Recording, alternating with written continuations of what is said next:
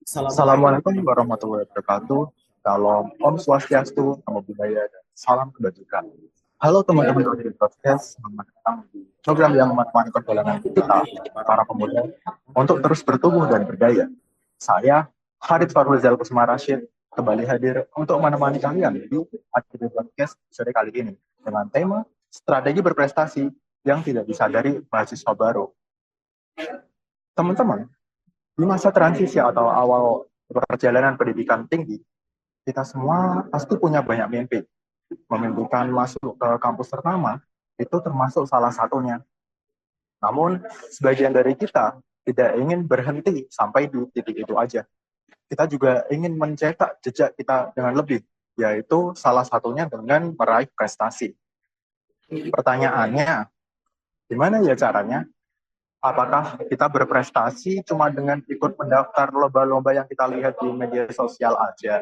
Atau ada strategi lain yang sering kita lewatkan? Nah, kali ini kita akan kedatangan tamu spesial nih, yaitu Kak Rifa Rizkiana. Dia ini mahasiswa berprestasi dari Teknik Fisika ITS, pemimpin di berbagai proyek sosial dan inovator muda yang telah berhasil menginspirasi banyak orang.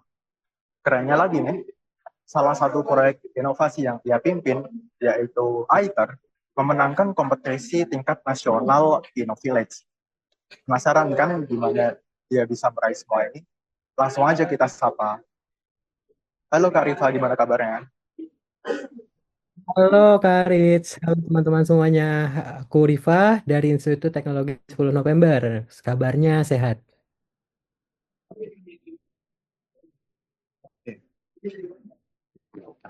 Alhamdulillah, syukurlah kalau Kak Rifa sehat ya. Ya, Nah, Alhamdulillah. Kak Rifa nih, Hmm. di perkenalan tadi saya sempat singgung soal proyek kakak yang bernama ITER. Boleh diceritain dikit nih Kak. Proyek ini tuh berangkat dari masalah apa, lalu gimana proyek ini muncul sebagai solusinya Kak? Oke. Jadi Kak Rits dan teman-teman semuanya, perkenalkan aku ini ya pengen cerita-cerita dulu. Jadi aku tuh awalnya ini suka banget untuk bikin-bikin produk, riset produk, lalu melakukan kegiatan sosial ya.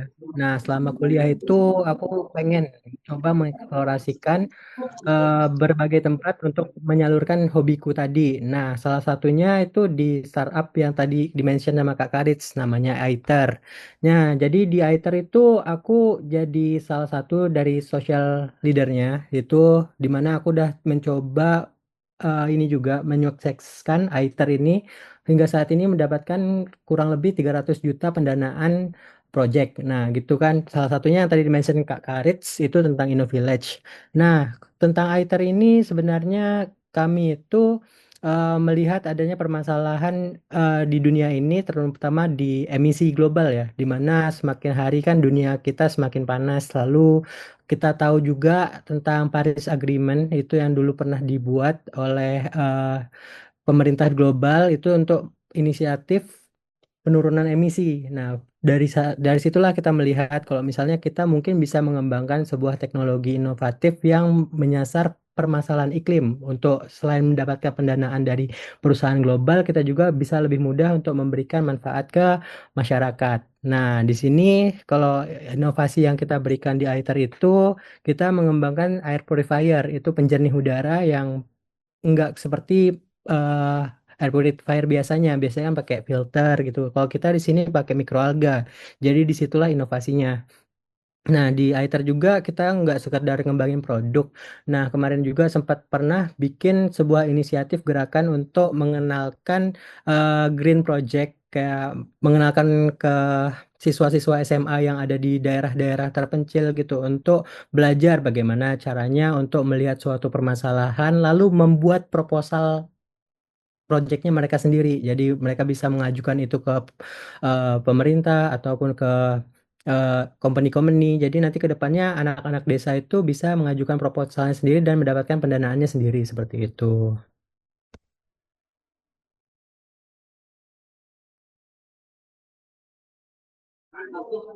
Baik Kak, jadi ini berangkat dari masalah global ya terkait sama polusi gitu dan inovasinya terletak di mikroalga tadi ya. Nah, itu Nah, tadi berarti ini bukan cuma buat mempresentasikan proyek ini, tapi juga mengajak pemuda-pemuda lain gitu ya, buat bisa bikin proposal gitu.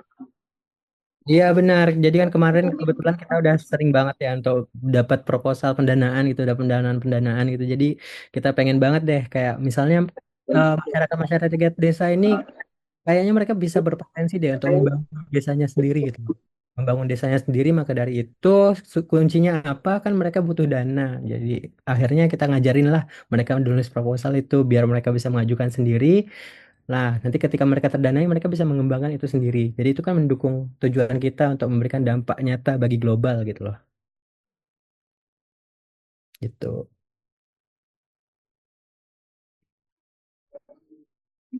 Wah, keren banget ya, keren banget ya. Iya, Keren banget ya Kak, berarti bukan memberikan solusi langsung, tapi juga memberikan dampak pada pertumbuhan orang lain. Nah, melihat prestasi-prestasi Kak Rifa ini, salah satunya adalah Twitter, kita mesti bertanya-tanya nih Kak, ada strategi apa sih di balik semua ini? Karena oh, sesuai judul yang kita pakai di ATV Broadcast kali ini ya, ya, ada strategi yang tidak disadari oleh mahasiswa baru atau tidak umum lah istilahnya. Nah, sebelum kita masuk ke strategi itu kan, mungkin bisa dijelasin dulu nih Kak. Kalau ada yang nggak umum, berarti kan ada yang sebaliknya, yaitu yang umum. Atau strategi yang mainstream yang biasa diikuti oleh mahasiswa lah. Nah, iya. kira-kira kalau menurut Kak Rifa, strategi yang mainstream itu seperti apa sih Kak? Oke, kalau kita bicara tentang strategi biasanya ya, dari aku ngelihat kondisi-kondisi teman-temanku pada umumnya, bahkan yang berprestasi sekalipun, misalnya di lingkunganku, terutama Institut Teknologi 10 November. Nah, kalau aku ngelihat sendiri sih, biasanya mahasiswa ini cenderungnya ketika masuk sebagai mahasiswa baru ya, mereka udah punya ambisi tinggi, benar. Tetapi mereka ini terkadang cenderung ini, kayak misalnya udah fokus langsung kotak-kotakin, mereka langsung pengen misalnya fokus belajar aja biar IPK tinggi, atau ada beberapa orang juga yang langsung pengen organisasinya aja kayak masuk BEM himpunan karena prestis gitu. Lalu ada juga yang punya tapi lomba-lombanya kadang nggak berkelanjutan. Jadi ketika mereka bikin ide esai, ide lomba bisnis, lomba apa, mereka cuma berhenti di lomba. Ketika mereka juara sudah nggak ada inisiasi untuk merealisasikan idenya. Nah, disitulah yang aku melihat ini terlalu umum. Ketika mereka udah menang, mereka udah berhenti. Mereka mencoba bikin hal baru, mereka menang berhenti, tidak berkelanjutan. Bahkan dari orang-orang yang suka lomba itu kadang mereka tidak punya pengalaman organisasi sih, seperti itu. Nah, itulah yang menurutku saat ini aku melihat di mahasiswa tuh seperti itu. Itu adalah strategi yang mainstream. Nah, mainstream itu outputnya ada, bagus, tapi akhirnya tidak banyak, tidak mengerucut, tidak kuat di banyak bidang. Padahal ada loh strategi yang membuat kita itu bisa untuk menyangkup banyak hal tersebut ke banyak bidang. Kita bisa dapat IPK yang bagus, kita bisa juga dapat apa sih pengalaman organisasi, kita bisa dapat lombanya juga. Bahkan kayak penulisan-penulisan jurnal ilmiah dan lain-lain sebagainya itu bisa banget dengan strategi yang nanti ke depannya aku bakal kasih gitu. Oke. Oh, berarti kalau mahasiswa baru tuh kebiasaannya kalau misal langsung di awal-awal tuh langsung mengkotak-kotakin gitu ya, kayak ikut ini, ikut ini, ikut itu. Tapi langsung eh, fokusnya tuh cuma di itu aja dan nggak berkelanjutan gitu ya. Ikut lomba, terus ya udah, terus lomba lagi, terus ya udah gitu, gitu aja gitu Kak. Iya, benar banget Kak Rich. Kalau bukan bahkan ini bukan pandanganku sendiri loh, bahkan dosen-dosenku juga kadang bilang kalau misalnya mahasiswa ini terlalu banyak kegiatan tapi nggak relevan dengan apa yang ke depannya mereka pengen lakukan. Jadi kayak misalnya beberapa orang itu ikut Oh, kegiatan tuh karena mungkin ada juga yang namanya FOMO, ikut-ikutan teman dan lain-lain itu kan ke depannya tidak bagus juga untuk mereka. Nah, ada juga beberapa yang berhasil ini kadang mereka ini sukses juga untuk membuat ide, idenya tervalidasi bahwa mereka akhirnya menang lomba, tapi ketika ide itu sudah menang, mereka tidak berpikir bagaimana cara mengembangkan ide yang sebelumnya mereka buat ke ide baru yang misalnya berkaitan dengan itu, mengupgrade yang sebelumnya, atau juga makan jarang yang mencoba untuk merealisasikan idenya. Bahkan temanku yang ini ya, yang awalnya ada yang menang-menang lomba, terus ngikutin coba kompetisi yang beda. Dia itu nggak sekedar lomba, tapi juga ada project, ada pendanaannya, ada proses realisasinya. Terus mereka akhirnya banyak yang kapok, kapok. Nah gitu. Jadi padahal disitulah yang membangun kita ke depannya, gitu. Kalau boleh tahu itu Jadi kapok lebih kenapa jelas. ya, Pak? Jadi gini, kalau misalnya kita ikut project itu, lomba yang ada pendanaannya, projectnya, kita ada perlu ngerealisasiin ide kita. Ngerealisasiin ide kita, di situ ada tantangan-tantangan yang mungkin kita belum bisa prediksi sebelumnya. Misalnya, ketika kita orang awam, kita bikin ide, kan kadang kita idealis ya, kayak kita merasa tahu, merasa kayak ini saja sudah cukup. Padahal, pada kondisi aslinya, ada mungkin ada banyak sekali hal-hal yang tidak terpikirkan sebelumnya tuh menjadi hal yang ternyata membangun mereka untuk lebih aware tentang perencanaan sebuah kegiatan, tentang bagaimana pentingnya untuk berpikir secara menyeluruh, secara lebih realistis, bagaimana caranya ide yang mereka kembangkan itu bisa dikembangkan secara bertahap.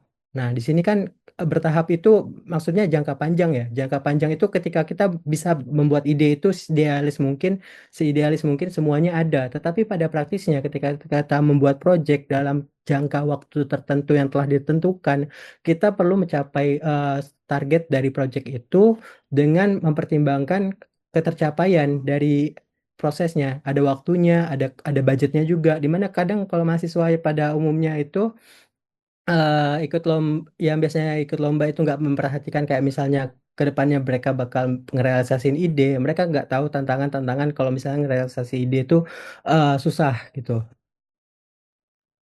Kayak susahnya di mana sih?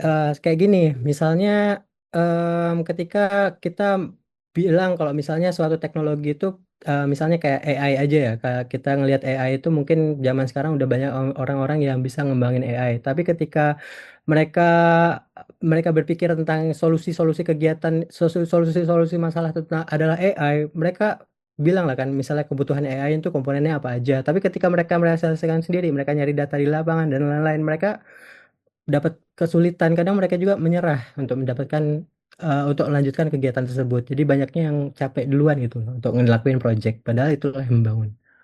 Oh gitu ya Kak. Jadi kalau misal lomba, ikut lomba dan menang pun kadang ngerealisasikannya susah karena belum tahu tantangan di lapangannya apa, tapi udah idealis duluan gitu ya.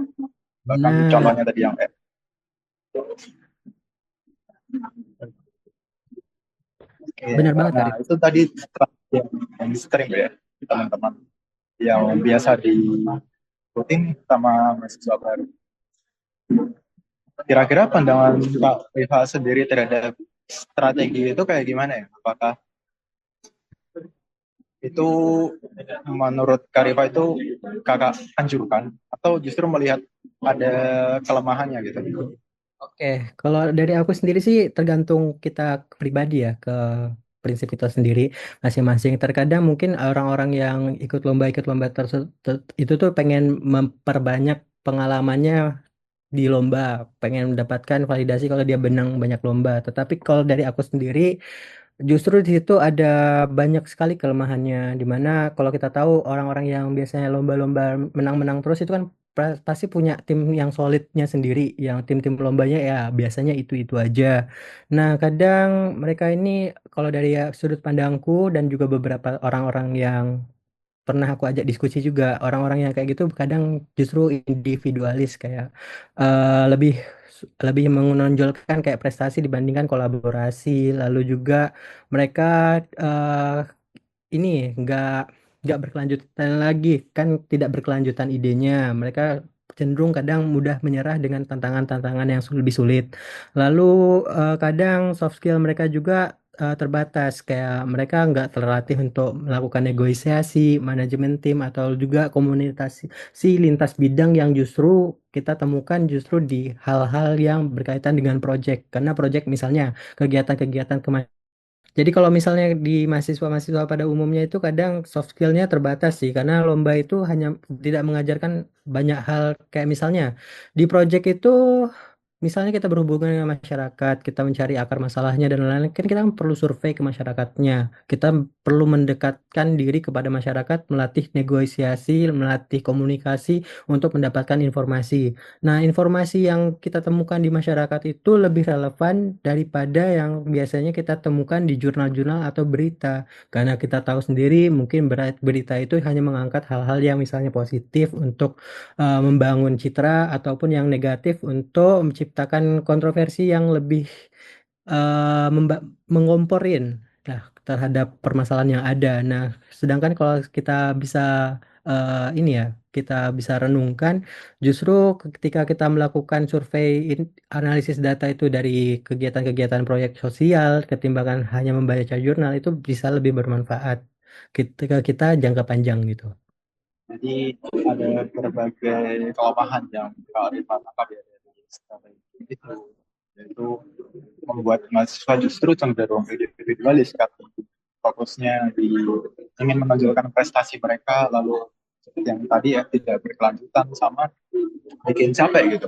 Nah terus yang uh, poin akhirnya tuh karena itu ya biasanya informasi yang kita dapatkan seperti di berita itu atau mungkin internet itu justru kadang berbalikan dengan yang terjadi di masyarakat, karena ya namanya juga berita, mereka mungkin kan lebih mengutamakan hal-hal yang menarik audiens ketimbang yang benar-benar ada di masyarakat gitu ya.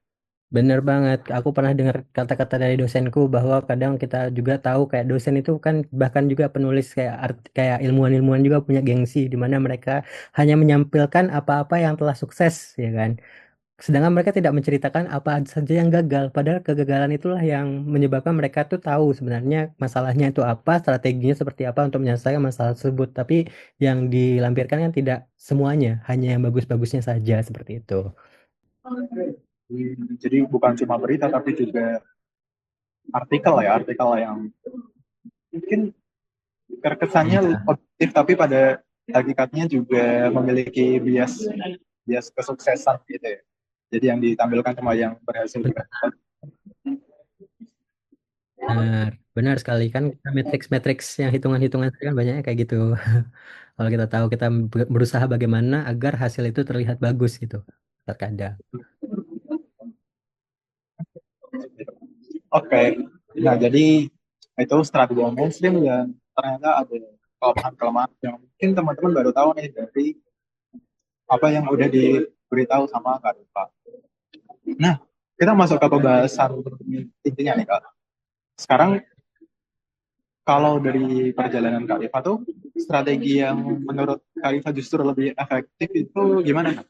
Yang bisa bikin Kak Rifa meraih berbagai macam prestasi Kakak sekarang. Oke, jadi yang aku bilang nggak biasa ini lah ya. Yang nggak biasa itu adalah aku mencoba melakukan sesuatu yang pada umumnya tadi orang-orang pada nggak mau ngakuin itu lagi gitu. Kayak project-project yang jangka waktunya lama ataupun apa itu kan orang kadang capek ya, tapi aku justru fokus di situ. Jadi gini, ketika kita pengen membuat sesuatu project yang nyata, misalnya kita butuh organisasi, kita butuh suatu tim gitu kan untuk menjalankan ide tersebut ke depannya. Nah, kita bahkan kadang kalau kita nggak bisa bikin tim sendiri, kita harus masuk ke tim tertentu yang relevan sama bidang kita. Relevan kadang kita bicara tentang konteks organisasi ini kadang mahasiswa-mahasiswa baru kan ikutnya karena FOMO kan. Nah, kalau di sini ketika kita ingin mencoba membuat project itu harus relevan sama apa yang kedepannya kita bakal lakuin. Kita masuk organisasi karena itu adalah organisasi yang bisa memiliki visi yang sama dengan kita. Karena untuk menciptakan sesuatu yang program jangka panjang itu harus punya kesamaan visi terlebih dahulu di awal. Nah, di sini ketika kita udah punya organisasi nih, bahkan misalnya kita bentuk tim-tim kecil-kecilan, kadang kan kita bisa ini nih, mulai menginisiasi kayak biasanya tim yang kita cari juga kan orang-orang yang punya kesamaan background sama kita, misalnya kayak sama-sama suka sesuatu gitu, atau misalnya sama-sama pengen mencapai sesuatu. Nah, disitulah dari dua hal tersebut itu mungkin kita bisa membangun sebuah tim yang solid.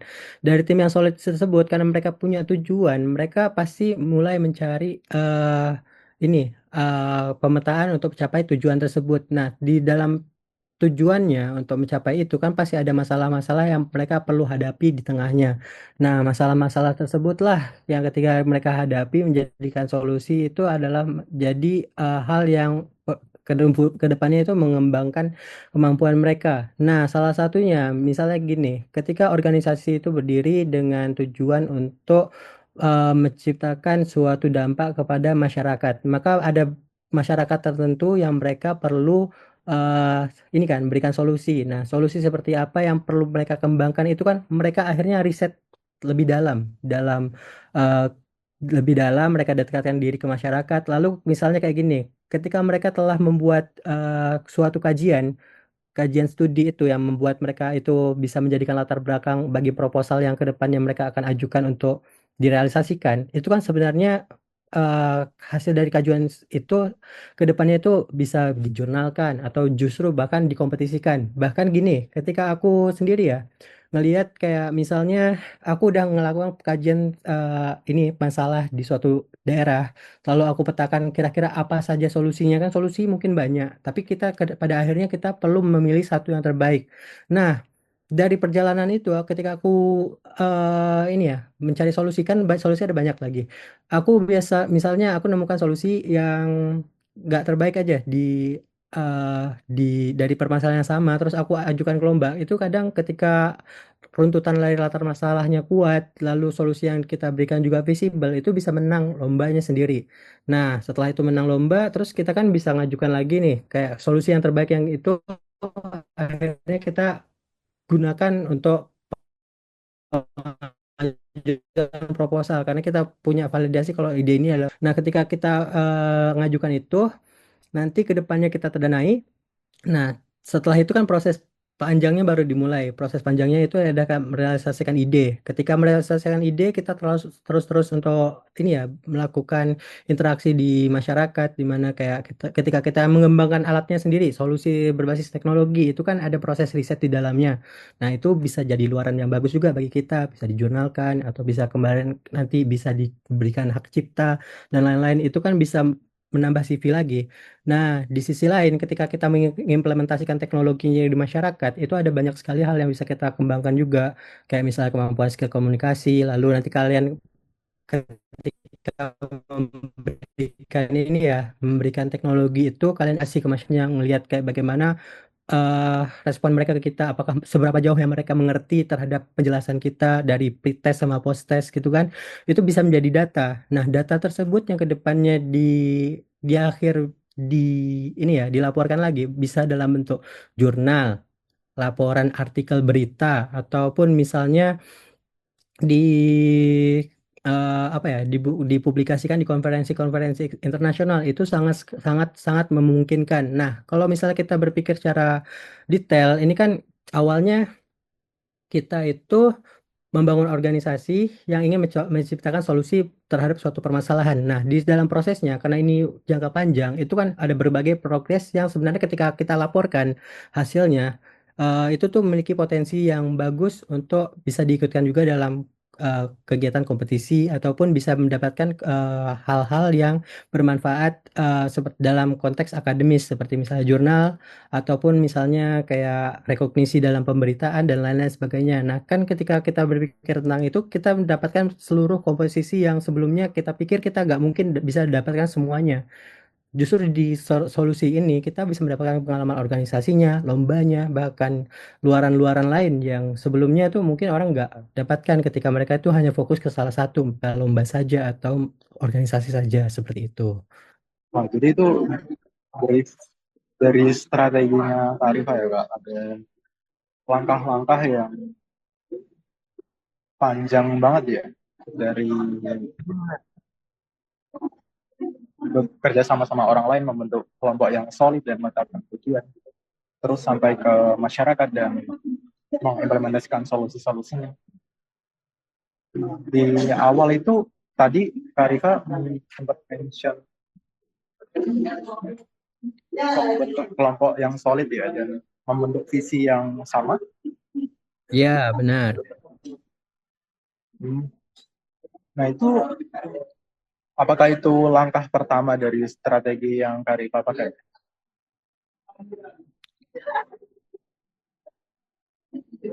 Oke.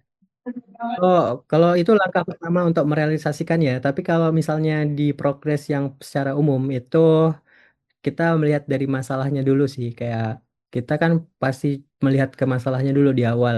Kita punya suatu ketidakenakan misalnya terhadap diri sendiri ataupun terhadap suatu permasalahan orang lain. Misalnya kayak CEO-nya Gojek yang dulu Nadiem Makarim kan dia kalau nggak salah bikin Gojek itu karena punya masalah sendiri ya kayak pengen pengen berpergian ke tempat jauh misalnya pengen naik Gojek tapi nggak ada ini aplikasinya akhirnya dia buatlah solusinya itu sendiri. Nah kan dari dia punya masalah pribadi itulah atau dia dia kemudian melihat kayak orang-orang lain kayaknya punya permasalahan yang sama akhirnya mereka mulai dia itu mulai menginisiasi untuk mengembangkan kelompok tersebut. Nah di situ itu kan berarti melibatkan sebuah proses berpikir sebagai inovator gitu. Kamu mencoba melihat masalah, kamu kamu peka terhadap suatu permasalahan yang kayaknya semua orang yang belum pernah ada yang bikin gitu loh. Lalu akhirnya kamu berani untuk membangun tim itu. I see, Kak. Jadi berasal dari keresahan yang dirasakan gitu ya. Yang mungkin Nah, dari masalah-masalah yang sehari-hari gitu juga bisa jadi kehawal gitu ya. benar, inspirasi benar sekali.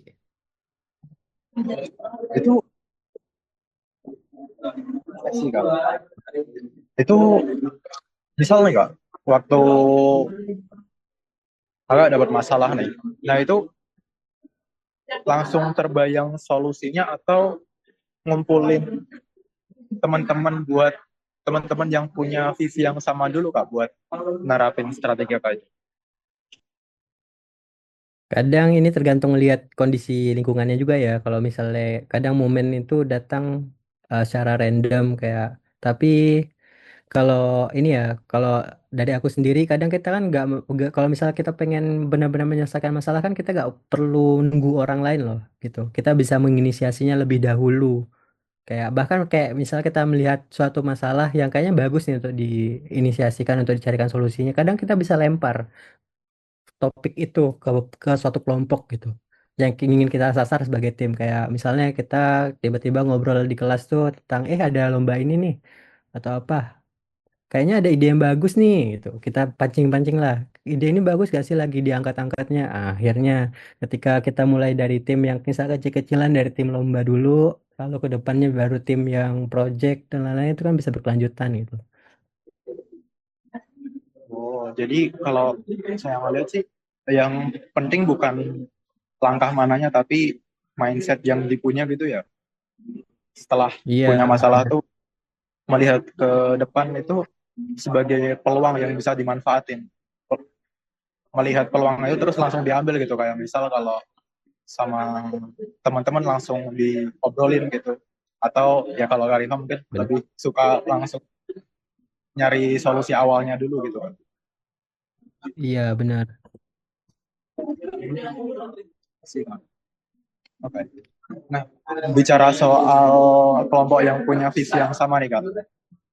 Itu Hmm. biasanya kan mahasiswa baru nih, pengen buat ketemu sama orang-orang yang punya visi yang sama. Di sini organisasi di kampus, terutama organisasi yang besar, itu biasanya menjadi incaran bagi para mahasiswa baru buat dapetin pengalaman-pengalaman yang Kak Rifa sebutin tadi.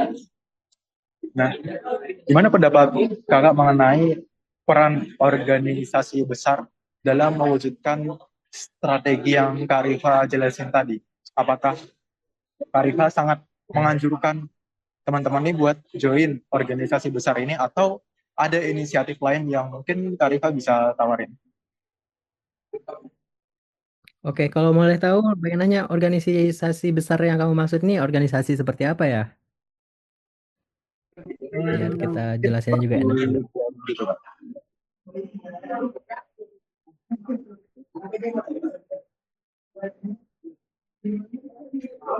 Mungkin seperti BEM gitu Kak. BEM fakultas atau BEM kampus Hmm? gitu.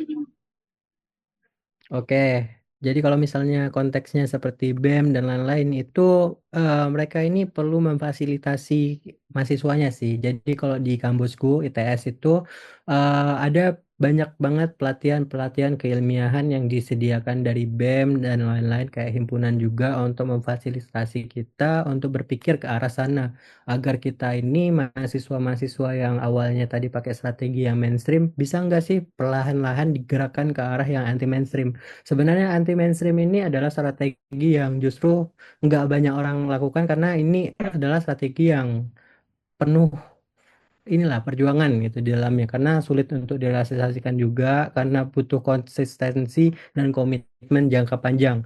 Nah, ibaratnya lari maraton aja lah. Gak banyak orang yang bisa melakukan lari maraton, tapi banyak orang yang bisa lari cepat di jangka pendek. Nah, di sini sedangkan hidup ini adalah sebuah maraton jangka panjang. Maka dari itu kita perlu mencoba mengarahkan bagaimana orang-orang ini bisa sustain ketika mereka berlari, mereka bisa tahan ke jarak yang panjang. Nah, peran dari BEM dan organisasi-organisasi besar itu adalah untuk membuat mahasiswa-mahasiswa ini terlatih untuk menuju ke arah sana. Kan mereka juga mungkin ketika misalnya melakukan pelatihan, mereka kan juga mengganggu sebenarnya, mengganggu waktu mahasiswa untuk misalnya bersantai di hari libur. Mereka ganggu dengan sebuah kegiatan untuk pelatihan demi untuk meningkatkan kapasitas mereka di ini, misalnya kayak di bidang yang dilatih dalam suatu pelatihan tersebut. Dalam konteks ini, seperti misalnya kegiatan-kegiatan BEM itu kan banyak banget kayak memberikan kegiatan-kegiatan yang memiliki dampak nyata bagi ke mahasiswanya kayak menyasar masalah-masalah mahasiswanya idealnya seperti itu kan. Misalnya mahasiswanya di sini dirasa kemampuan berpikir kritisnya kurang, maka mereka sediakan pelatihan. Ketika mereka merasa ekosistem dari bisnis mahasiswanya ini masih kurang, mereka mencari cara untuk memfasilitasi hal tersebut kayak gitu. Jadi peran dari organisasi-organisasi besar ini adalah justru penting untuk memfasilitasi mahasiswa-mahasiswa itu untuk digerakkan memiliki kemampuan yang sama dengan orang-orang yang bisa sustain jangka panjang tersebut gitu. Nah, jadi BEM punya peran buat mendorong kapasitas-kapasitas yang mungkin kurang dimiliki oleh mahasiswa ya. Iya, benar. Untuk Yang bisa dilirik. untuk bisa ya Benar banget. me- hal-hal yang didapatkan dari strategi yang Kak Rifa sebutkan tadi. Nah, di pengalaman Kak Rifa itu dalam perjalanannya apakah Kak Rifa mengikuti pelatihan seperti itu dan juga mungkin masuk ke organisasi besar seperti itu Kak? Soalnya kalau dari saya ya, Iya, mengumpulkan orang-orang visi benar. yang sama itu sulit gak sih Kak? Yang mana kita harus masuk ke organisasi-organisasi besar gitu kalau mau mewujudkan visi-visi seperti itu. Kira-kira menurut Kak Rifa gimana Kak? Ya, kalau misalnya seperti itu benar. Aku juga saat ini termasuk ke organisasi besar yang mungkin kamu sebutkan gitu ya.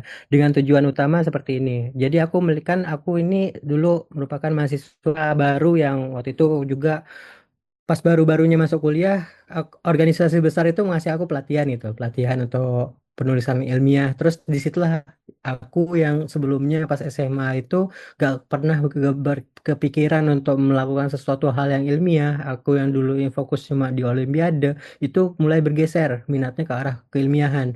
pengen mencoba mengutarakan, mengembangkan sesuatu riset itu secara nyata melalui kegiatan-kegiatan ilmiah seperti riset dan lain-lain. Nah, di situ akhirnya itu menandakan bahwasannya organisasi besar itu berhasil untuk mempengaruhi aku untuk mencoba melakukan inisiasi yang membuat aku saat ini seperti saat ini. Nah, gitu kan. Nah, kemudian setelah aku melewati beberapa fase dalam hidup, aku merasa juga kayak misalnya aku pengen banget banyak orang itu mungkin jadi seperti aku untuk menunjang kayak ke kayak misalnya untuk meningkatkan kayak kan aku pengen banget untuk menyelesaikan masalah-masalah misalnya masyarakat. Nah, sedangkan masyarakat itu kan jumlahnya banyak banget di Indonesia. Aku nggak bisa sendiri.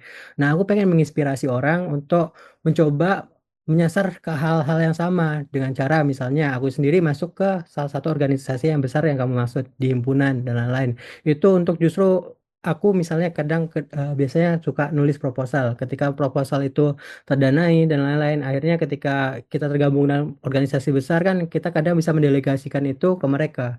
Kita sebagai sekretarisnya, mereka jadi orang yang pelaksana, lalu setelah itu kita dapat laporannya, lalu kita bisa mengembangkan itu lagi. Kita membuat orang-orang yang punya pengalaman ini untuk menginspirasi yang lainnya. Itu membuat jejaring yang luas. Jadi kayak gitu. Jadi kadang aku masuk ke himpunan juga itu adalah sebagai bentuk semangatku untuk mencoba menginspirasi teman-teman yang situ untuk meningkatkan budaya akademik di kampus gitu. Oh, keren ya Kak. Jadi Kak Rifa juga terpengaruh oleh organisasi besar dengan pelatihan-pelatihan itu dan juga sekaligus mendapatkan komunitas orang-orang yang bisa bersama-sama menjalankan visi yang sama dengan Kak Rifa. Ya. Iya, benar. Dari kakak jelasin barusan, itu gimana Kak Rifa bisa menginspirasi teman-teman buat menjalankan visi bersama itu Kak, dan sampai bisa mendekat ke masyarakat ya? Ini kalau dari strategiku kadang kita kan manusia juga secara realistis ya. Realistis itu kesamaan visi yang benar-benar selaras itu ya mungkin jarang banget dan bahkan sangat kecil untuk terjadi. Dalam praktisnya kadang kita bisa membuat orang itu tetap bergerak seperti apa yang kita mau. Itu dengan cara membangun sebuah core value sih. Kalau di bisnis juga ada namanya core value di mana kita untung, bagaimana dia untung itu jadi akhirnya membuat suatu visi nggak benar-benar kayak kita itu pengen punya visi yang 100% sama dengan kita, tapi ibaratnya kita membuat suatu jalan tertentu yang arahnya nggak beda jauh lah sama tujuan awal yang awalnya kita tetapkan. Kita mencoba bergerak ke sini dulu sebelum ibaratnya kayak ada dua titik. Kita pengen jalan dari A ke B, tapi teman kita dia gak langsung ke B dulu, dia pengen mampir dulu. Tapi kan kalau misalnya kita gak bisa bergerak sendiri, kita butuh teman dalam perjalanannya, itu kan kita pada akhirnya kadang kita perlu ngalah ya. Oke, kita ke B dulu, oke kita ke C dulu, tapi nanti kita akhirnya ujungnya ujungnya ke B bareng yuk. Itu akhirnya kita bisa membuat orang itu secara gak langsung terpengaruh untuk mencoba mengikuti hal yang sejalan dengan apa yang kita inginkan dalam visi kita gitu. Wah gitu ya Kak, jadi menyebut mungkin yang udah disebutin di awal ya, kalau kelemahan dari strategi yang mainstream itu kan nggak boleh karena mereka terlalu idealis, dan di strategi Kak Rifa ini juga secara implisit menantang itu dengan menerapkan cara yang realistis gitu, yaitu nggak mungkin visi dari orang-orang sama semua, pasti harus diupayakan, pasti ada yang nggak selaras, dan itu harus diupayakan dengan core value yang menjadi jalan tengah dari visi yang mungkin berbeda-beda itu. Yang penting semua membernya itu bisa mendapatkan keuntungan gitu ya. Iya, benar banget. Jadi kalau dari strategi yang Kak Rifa jelasin barusan ini, nggak mungkin buat semua visi itu 100% sama dari seluruh member. Karena kita harus realistis, yaitu dengan menetapkan core value yang bisa sama-sama menguntungkan semua pihak gitu. Benar. Kadang kalau Hmm. nggak sama-sama menguntungkan banget, kan semua kalau misalnya kita bilang semua pihak itu kan susah ya. Mungkin sebagian juga harus ngalah. Di suatu momen kan kita jangka panjang. Jangka panjang itu ketika satu hal kita mungkin tidak menguntungkan segala pihak, di kesempatan yang lain sebagai pemimpin itu harus mengalah, membuat orang-orang yang sebelumnya diuntungkan ini di pada momen setelahnya itu kurang diuntungkan, tapi beberapa orang yang sebelumnya tidak diuntungkan ini sekarang diuntungkan. Jadi itu kan adil secara jangka panjang kayak gitu. Hmm, jadi ada kalanya kita harus mengalah dan yang penting adalah gimana kita bisa secara strategis menempatkan mana yang harus mengalah, mana yang lebih untung biar yang mengalah ini nggak terus-terusan orang yang sama gitu ya. Benar seperti itu. Jadi ketika ada beberapa pihak misalnya dibilang dalam kondisi ini kita adalah pihak yang tidak diuntungkan kata mereka. Nah, kita bisa menyadarkan dengan mereka kalau misalnya selama ini tim-tim lain atau orang-orang lain itu adalah jadi pihak yang sebelumnya juga merasakan hal yang sama, tapi kita ingin membuat sebuah dampak jangka panjang, maka dari itu ketika mereka saat ini kurang diuntungkan, mereka harus mereka harus disadarkan bahwasannya ketika selama ini dalam perjalanannya kita itu udah telah membuat ini kok kayak eh, runtutan gitu lah. Kayak misalnya siapa dulu yang perlu diprioritaskan, terus siapa yang nanti ke depannya agak mohon maaf harus mengalah dulu, atau nanti ke depannya siapa yang lebih diuntungkan. Jadi pada akhirnya kita kayak ibaratnya tumpang sari gitu loh, kayak saling memberi di antara satu kelompok dengan kelompok yang lain untuk memberikan keuntungan bersama dalam jangka panjang. Masih Pak.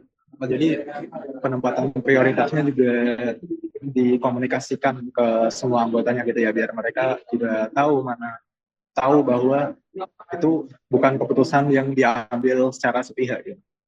Atau Benar, person. Hmm. benar. Gimana sih Kak Rifani bisa memberikan mindset jangka panjang kepada teman-teman? Biasanya kalau misal kita melakukan sesuatu, kita cenderung pengen langsung dapat manfaatnya gitu, Kak. Nah, kalau dari pengalaman Kak Rifa, apa yang Kak Rifa sama teman-teman Kak Rifa ini lakuin? Jadi kalau dari pengalamanku ya, aku juga belajar lagi juga merefleksikan dari kata-kata yang Pak Jonan. Kalau misalnya kita pengen anak buah mau, maka kita harus mau. Mulai dari situ dulu. Jadi kita sebagai pemimpin, sebagai itu kita harus berani capek. Kita benar-benar harus jadi orang yang berani capek, mau bekerja lebih sehingga kedepannya orang-orang yang ada di bawah itu harus menyesuaikan semangat kita. Jadi kita gak boleh turun. Kita misalnya kita udah tinggi ya semangatnya, kita gak boleh turun. Kita harus tetap membuat orang lain itu yang misalnya lagi di bawah itu justru yang naik. Kita gak boleh turun. Kita harus membuat mereka itu naik. Kayak misalnya menyemangati mereka. Mereka pengen beralasan kalau misalnya kita capek. Tapi kalau misalnya mereka tahu kita lebih capek dari mereka, kan mereka jadi gak ngomong gitu loh. Gak bilang kami capek gitu. Kalau kalian tahu saya lebih capek. Jadi apa yang dikeluhkan gitu loh.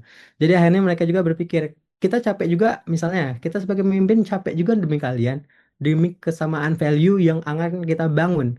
Maka dari itu, jika kita bisa menyadarkan orang-orang dengan cara seperti itu, ya mereka lebih bisa terinspirasi gitu untuk menghargai juga lelahnya kita untuk mereka, lalu mereka juga perlu lebih lelah juga untuk kita gitu. Kita bareng-bareng lelah di sini, tapi ada setelah lelah ini kita pasti tahu di akhirnya itu pasti ada sesuatu yang manis yang kita bisa rasakan bersama seperti itu.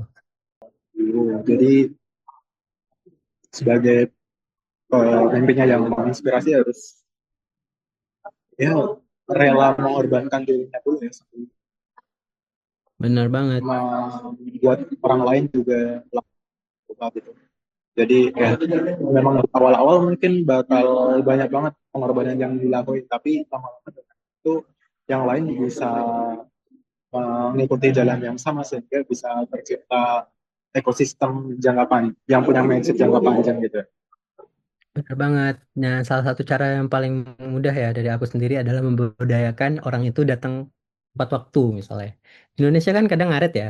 Sering terjadi di mana ketika kita ngumpul jam 7 misalnya akhirnya jam 8 baru rame. Nah, bagaimana itu misalnya kita tahu mereka ini orang-orang yang suka lambat 1 jam.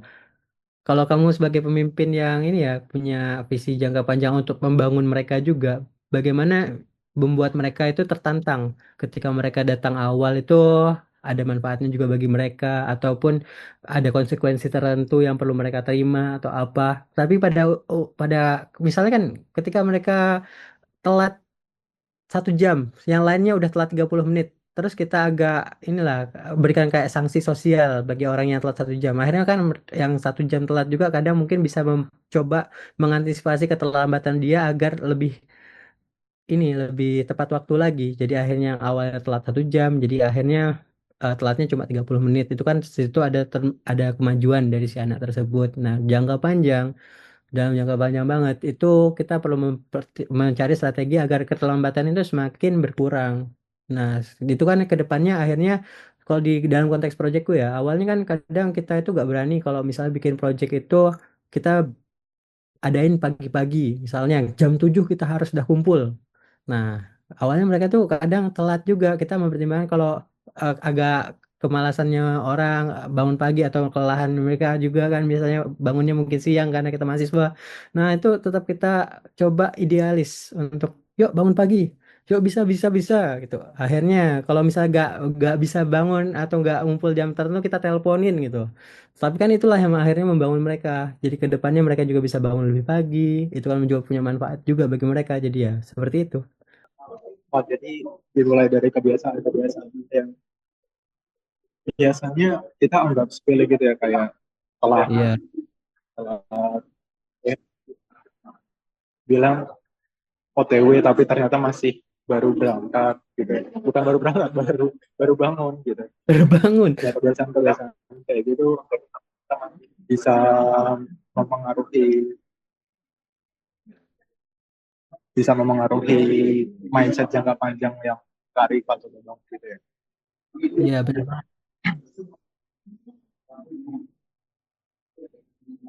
Oke, Kak.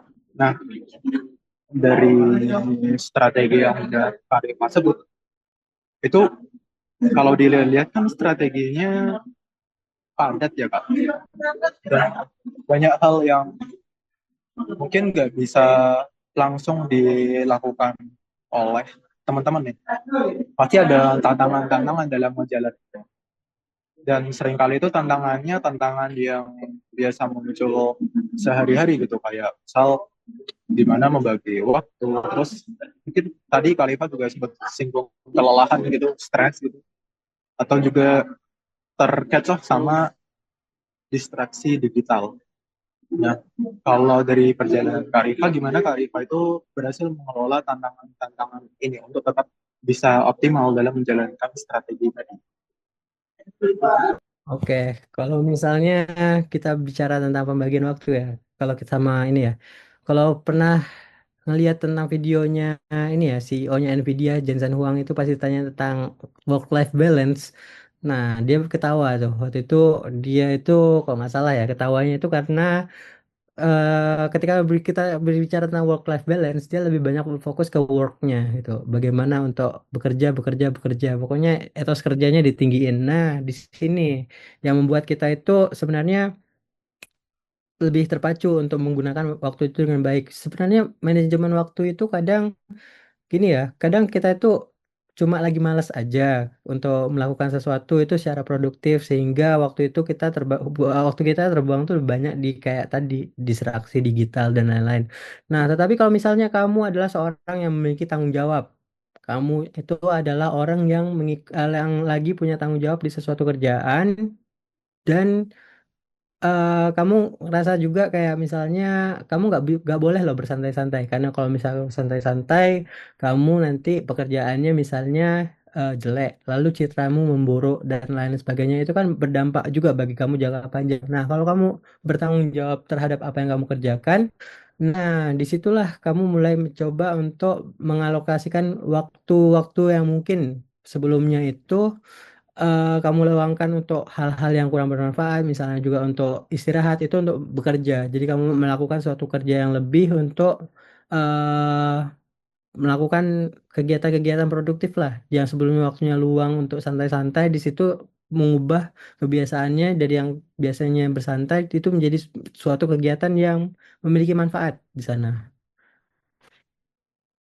Nah, untuk strategi membagi waktunya sendiri sih biasanya kalau orang-orang ya itu kalau misalnya kata Raditya Dika ya, atau siapa ya, itu biasanya lakukanlah hal-hal yang berat itu di pagi hari, nanti jadi ya semakin lama tuh tensinya makin kurang di kemudian hari, kayak misalnya waktu-waktu malam itu waktu-waktu untuk refleksi diri dan menentukan apa yang bakal kita lakuin besoknya. Nah, pagi-pagi itu kita udah mulai mencoba inisiasi untuk mencoba mencapai target yang kemarin malam itu kita rencanakan. Siang harinya itu ketika kita masih punya waktu, masih lagi penuh-penuhnya tenaga, ya kita habis-habisan untuk mengejar semua target itu. Jadi kalau dari Kariba ada dua lingkup dari strateginya. Yang pertama dari tanggung jawab yang didapat melalui pressure dari organisasi, mungkin jadi pemimpin jadi pressure-nya banyak dan merasa lebih bertanggung jawab dan produktif itu dalam menerapkan strategi itu. Dan untuk strategi membagi waktunya itu tadi itu ya Pak, ada momen-momen di mana kita intensitasnya rendah dan itu digunakan untuk merefleksikan apa yang kita lakukan ke depannya gitu. Ya, benar. Jadi walaupun di titik terendah, kita ada di titik terlemah, itu kita tetap berpikir ke depan. Kita kayak misal ketika kita refleksikan diri, kita kan manusia juga adalah makhluk yang ini ya, secara realistis kan mereka juga punya semangat, punya waktu senangnya, punya waktu juga ketika mereka bersedih. Nah dulu kalau di SMA itu aku pernah diajarin sama salah satu guruku ya, itu normal sebagai manusia, kita kadang pengen untuk semangat terus, tapi kenyataannya kita tetap juga jadi manusia yang punya emosi lain seperti rasa sedih, rasa kesal dan lain-lain. Nah, tetapi ketika kita mencoba untuk manajemennya dengan baik ya, misalnya di waktu sedih itu kan waktu-waktu juga yang sama energinya seperti ketika kita sedang lelah gitu loh. Karena itu low energy. Nah, coba ketika kita bersedih atau misalnya kita lagi capek-capeknya itu kita jadi gini, nah kan di SMA itu aku pernah diajarin sama salah satu guruku kalau misalnya kita manusia itu adalah makhluk yang normal ketika punya semangat dan juga punya rasa sedih dan rasa lelah juga. Itu normal manusiawi, ada masanya ketika kita punya energi yang tinggi, ada masanya kita punya energi yang rendah. Nah, kalau misalnya dari guru SMA aku tuh dulu dia bilang kalau misalnya ketika kita waktunya lagi punya energi tinggi, itu kita bisa lah untuk melakukan kegiatan-kegiatan yang produktif. Nah, tapi ketika kita waktu yang rendah, kita lagi capek, lagi malas-malasnya, itu tetaplah kita gunakan. Misalnya kita pengen positif itu, kita sepositif-positifnya juga itu adalah untuk merefleksikan diri. Karena ketika itu kita mulai mencoba jadi lebih tenang, kita memikirkan apa saja yang telah kita lakukan, di mana saja kita salah, di mana saja kita mungkin mendapatkan struggle. Nah, di waktu-waktu tersebut lah akhirnya kita melihat hal-hal yang ke masa lalu ini dengan lebih jelas. Masalahnya bisa kita clearkan dengan lebih baik. Akhirnya kita melihat ke titik poin masalahnya justru di situ. Nah, ketika kita udah mulai ini ya, mulai bangkit lagi dari misalnya kita udah sedih nih, atau misalnya kita udah lelah, kita energinya lagi rendah. Kita dapat akhirnya ternyata kita masalahnya selama ini di sini loh. Kan akhirnya kita punya titik cerah dong. Pada akhirnya kita mungkin kadang mungkin tidur dulu gitu, tidur dulu bangkitin energi lagi. Setelah kita bangun, kita ingat kalau misalnya sebelumnya kita adalah merefleksikan sesuatu, ah di situ titik di mana kita mulai mencoba untuk mengembalikan keadaan lagi. Kayak bagaimana untuk mencari strategi biar kita bisa naik ke puncak itu lagi seperti itu. Jadi memang wajar lah ya buat kita itu untuk merasa lelah. Kita kan manusia ya, jadi nggak bisa selamanya kita produktif bersemangat buat apa-apa gitu. Dan kalau misal dipaksain, takutnya malah tambah lelah gitu. Jadi Ya. perlu dilihat dua fase di mana kita saat lelah itu coba refleksiin dulu kira-kira apa nih masalah yang kita hadapi buat kedepannya bisa membenahi diri kita yang ada di fase ini. Benar sekali. Nah, strategi yang udah Pak jelasin secara komprehensif tadi, itu apakah Tarifa itu langsung menerapkan strategi itu dari awal kuliah Kak? Atau ada perjalanan yang Oh, panjang gitu Kak buat nemuin strategi itu? iya. Jadi kalau dari aku ini merasa kayak aku ini adalah orang yang beruntung untuk punya strategi itu karena kebetulan. Kebetulan itu adalah sesuatu yang kalau kita bicara kebetulan ini kan ibaratnya kayak takdir gitu. Kita nggak pernah ketahuan kayak berpikir ke arah sana sebelumnya, tapi akhirnya kita dipertemukan dengan hal-hal yang membangun kita ke arah sana. Nah, disinilah aku baru melihat kayak ternyata strategi ini telah membuat aku sendiri saat ini ya. Kalau kita bicara, kalau kalian bisa lihat ke LinkedIn saya kan itu ada 35 volunteering, ada 22 project, lalu juga ada 13 publikasi ini HKI, satu jurnal, satu buku. Itu kan semuanya diperoleh saat kuliah gitu loh. Nah, ternyata eh aku sendiri pada awalnya nggak kepikiran ke sana, tapi dalam perjalanan hidupku akhirnya ada banyak hal yang membuat aku tuh merasa kayak, oh ternyata ini yang paling optimal ya. Ternyata dibandingkan dengan orang-orang pada umumnya, ini cukup tidak normal. Bahwasannya semua kegiatan-kegiatanku tuh ternyata ketika aku lihat secara menyeluruh, reflektif, itu ternyata beginilah strateginya untuk membuat kita itu punya sesuatu yang sejalan. Kita punya banyak produk, tetapi dengan kegiatan yang terencana seperti itu.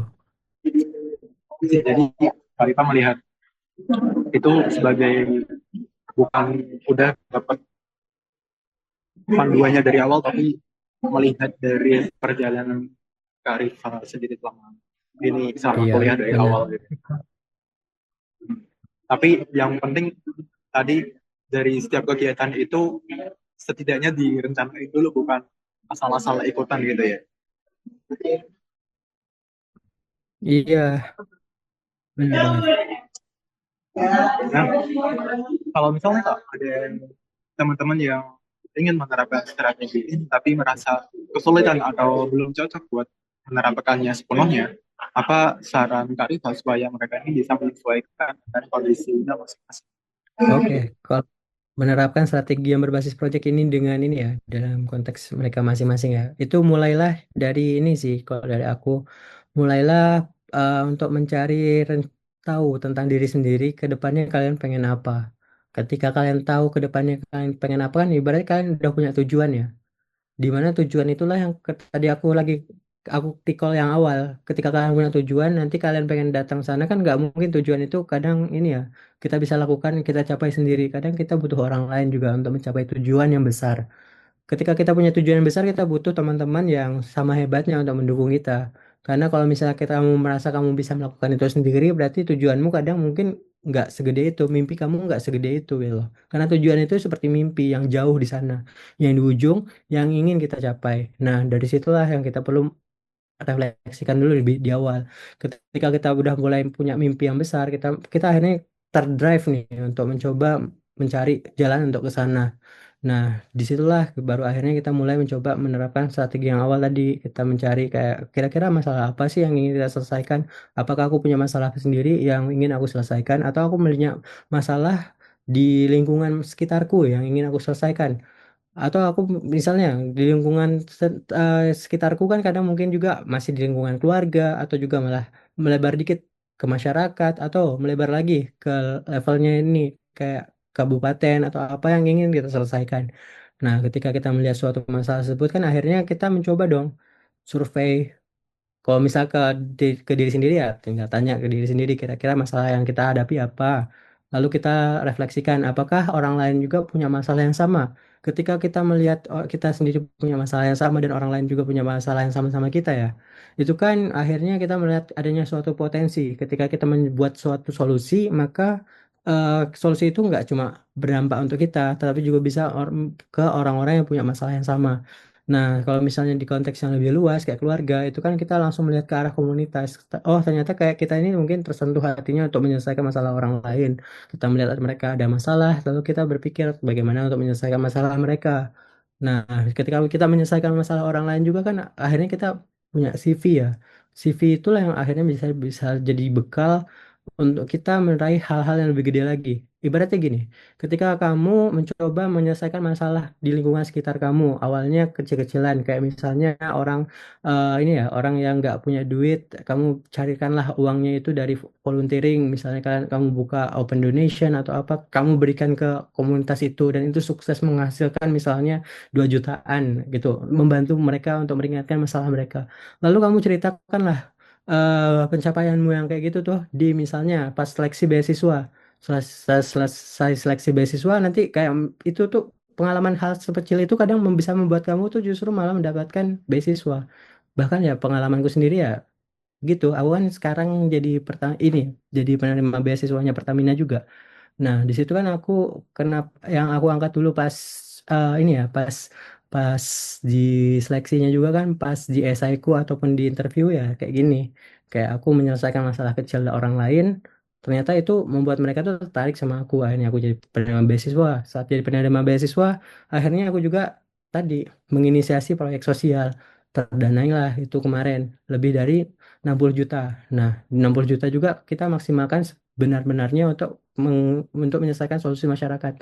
Nah, kan awalnya ibaratnya kalau dari perjalananku sendiri juga aku menyelesaikan masalah yang kecil. Masalah yang kecil ketika aku selesaikan dan aku bisa ceritakan itu dengan baik ke orang lain, itu akhirnya membuat eh, apa yang kecil tadi itu bisa berkembang menjadi bekal untuk kita untuk mendapatkan hal yang lebih besar lagi. Ketika kita mendapatkan hal yang lebih besar lagi, kita bisa memberikan impact yang lebih besar lagi.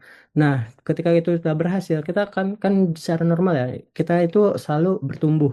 Dari manusia ini selalu bertumbuh sepanjang waktu hidupnya. Kayak misalnya, walaupun misalnya misalnya ya, misalnya di konteks kehidupan sendiri, misalnya ketika manusia udah tua itu mereka udah gak punya tenaga lagi, tapi mereka juga tumbuh kebijaksanaannya ketika mereka udah melalui banyak hal di masa muda yang keras hidupnya lalu nanti di akhirnya mereka tua, mereka nanti di saat mereka tua itu kan mereka jadi lebih bijak bagaimana untuk membuat mereka itu tetap bisa memberikan manfaat tetapi dengan tenaga yang mereka mereka punya saat itu. Nah, dalam konteks di mana manusia selalu bertumbuh itulah pencapaian-pencapaian kita juga seperti itu. Awalnya kita mencapai hal kecil, mengembang sebagai besar, lalu pada akhirnya kita bisa mencapai hal-hal yang lebih besar lagi seperti itu.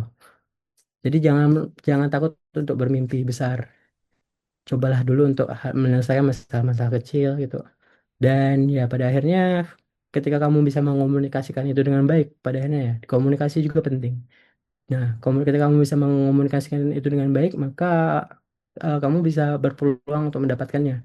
Nah, itulah juga yang aku soroti ya dari masyarakat, di mana kalau kita balik lagi salah satu programnya ITER dulu kan aku udah bilang tadi kan di awal aku kenalin eh, masyarakat-masyarakat desa itu untuk menciptakan solusinya sendiri. Bahkan di situ aku juga melatih mereka untuk menyampaikan idenya di depan orang kayak pitching gitu.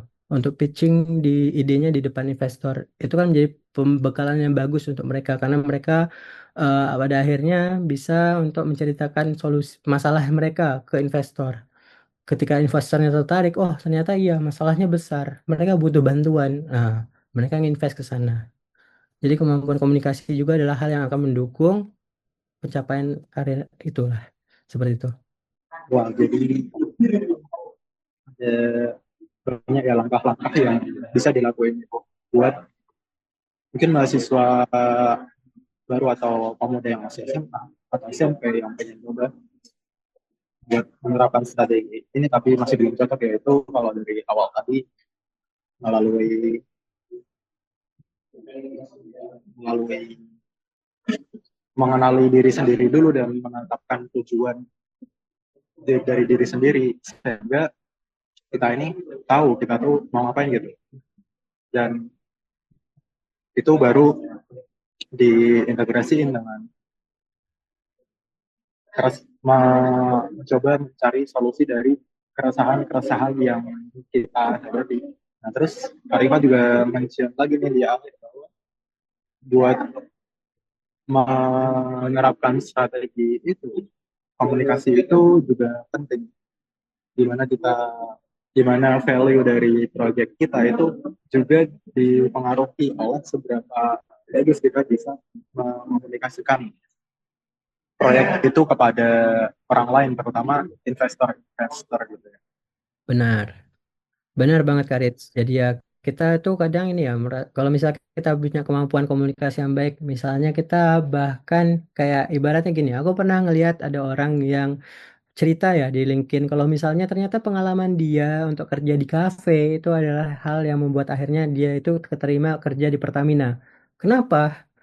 Di saat orang-orang lain CV-nya itu mungkin punya pengalaman organisasi, BEM dan lain-lain, justru dia ini adalah orang yang pas dia kerja itu pas dia kuliah itu ya, kuliah itu sambil kerja di kafe. Justru itu dia ngalahin orang-orang yang kerjanya di organisasi terus dan lain-lain. Kenapa coba? Kalau dari dia sendiri merefleksikannya itu seperti ini. Ketika dia bekerja sambil kuliah, itu berarti merepresentasikan niat dia seberapa kuat apa ya semangat dia untuk inilah untuk hidup itu, untuk melakukan kegiatan-kegiatan positif bahkan rela untuk meninggalkan kesempatan-kesempatan seperti organisasi dan lain hanya untuk bekerja, untuk mencari uang gitu loh. Nah, itu kan pada akhirnya itu merupakan sebuah strategi dari komunikasi ya. Ketika di ujung-ujungnya dia itu berhasil meningkatkan value dari kegiatan Nah, dia melalui metode komunikasinya sendiri itu untuk menceritakan bahwasannya pengalaman dia yang misalnya itu adalah kerja di kafe itu justru lebih unggul dibandingkan orang-orang yang misalnya ada di organisasi. Nah, itu kan kemampuan komunikasi yang membuat dia itu bisa membangun value tersebut di depan orang yang akan menerima dia seperti itu. baik banget ya Kak. Jadi dari pengalaman yang mungkin biasanya dipandang masyarakat itu sebagai pengalaman yang sepele, ternyata bisa memberikan dampak yang signifikan secara jangka panjang gitu ya. Yang tadi, Iya, benar banget. dan pengalaman-pengalaman kecil yang kadang kita nggak sadari ini justru yang membawa kita kepada hal-hal yang tidak kita sangka ke depan gitu ya. Seperti meraih prestasi ini sebenarnya bukan tujuan akhirnya, merupakan tapi lebih merupakan Bonus. hasil sampingan atau luaran yang didapatkan melalui proses yang panjang tadi, yang Benar. tujuannya tidak lain untuk memberikan manfaat kepada orang lain dan menumbuhkan diri sendiri. Iya, benar. Benar banget, benar. Oke, okay. Keren banget ya Kak. Jadi pengalaman Kak Rifa ini sangat panjang dan prosesnya ini nggak mudah. Teman-teman mungkin di awal-awal bakalan mengalami tantangan-tantangan, tapi yang paling penting dari ini mungkin adalah gimana kita bisa memiliki mindset tetap melangkah meskipun banyak tantangan yang menghampiri kita. Benar. Oke, kita masuk ke terakhir nih Kak, Mas. Please. Sekaligus closing statement dari Kak Rifan. Oke, Di, di Ayo Tumbuh Bareng dan TLC Indonesia ini, kita ada 7 value yang biasa disebut 7 value dari tubuh berdampak yang selalu menjadi poin penting dari kami, yaitu bertumbuh atau growth mindset, bergerak atau massive action, bersama atau collaboration, berkarya atau achievement, berdaya atau empowerment, bermakna atau purpose, dan berdampak atau impact. Dari Karifa, mana kira-kira yang paling relevan dengan perjalanan kakak dalam menemukan strategi ataupun perjalanan hidup kakak selama yang kakak ceritakan tadi? oke. Jadi kebetulan banget ya kalau dari aku sendiri ini banyak banget guru-guruku juga bahkan orang-orang sebayaku yang mengajari aku gitu. Kayak aku belajar juga dari teman-teman sebayaku bahwasannya manusia yang terbaik adalah manusia yang bisa memberikan manfaat bagi ini ya sekitarnya gitu. Manusia yang baik adalah manusia yang bisa memberikan manfaat. Maka dari itu aku di sini merasa bahwa hidup juga ini adalah sebuah perjalanan untuk memberikan kemanfaatan yang lebih lagi, impact seperti itu. Nah, dalam perjalanan untuk mendapatkan impact itu kan mungkin jadi kita mendapatkan banyak masalah. Benar sekali apa yang kata Karis bilang. Maka dari itu, kalau dari aku ya, aku kan kalau boleh cerita juga, aku adalah orang yang suka nulis cerita juga. Nah, aku suka banget nulis cerita. Aku juga suka dengan orang-orang atau cerita-cerita yang punya latar belakang yang kuat. Latar belakang yang kuat itu punya story-story, permasalahan-permasalahan yang diceritakan secara ini ya, secara bagus gitu, secara emosional, menyentuh gitu. Nah, cerita-cerita seperti itu kan adalah cerita-cerita yang penuh dengan ini ya, emosional kehidupan dan dinamika-dinamika kehidupan yang mewarnai kita. Nah, mewarnai itulah, maka dari itu eh, ketika kita menemukan masalah pada saat menerapkan suatu proyek atau apa, disitulah justru warna-warna yang kedepannya membangun kita. Ketika kita bisa menyelesaikannya, itu kan menjadi sesuatu yang sangat berkesan bagi kita. Bahkan ketika mungkin ketika kita sudah tua nanti, ketika kita mendapatkan banyak sekali pengalaman-pengalaman hidup, kaya dengan pengalaman-pengalaman hidup di mana kita sudah pernah mendapatkan banyak sekali masalah, kita tahu bagaimana menyelesaikan solusinya. Di akhirnya kita tetap bisa untuk menceritakan itu. Di akhirnya kita bisa menceritakan itu dalam bentuk tulisan. Tulisan itulah yang kedepannya itu bisa menjadi panduan bagi orang-orang yang mungkin masih bingung untuk mendapatkan jawaban, pencerahan dari sana. Seperti itu. Sustainable impact, seperti itu. Ya, Pak. Jadi dari pengalaman tadi, nilai yang paling relevan adalah impact, dan karena itu sebaiknya, karena berasal dari sebagian manusia, adalah yang bermanfaat bagi orang lain. Dan tadi, kalau boleh dikit cerita juga nih Kak.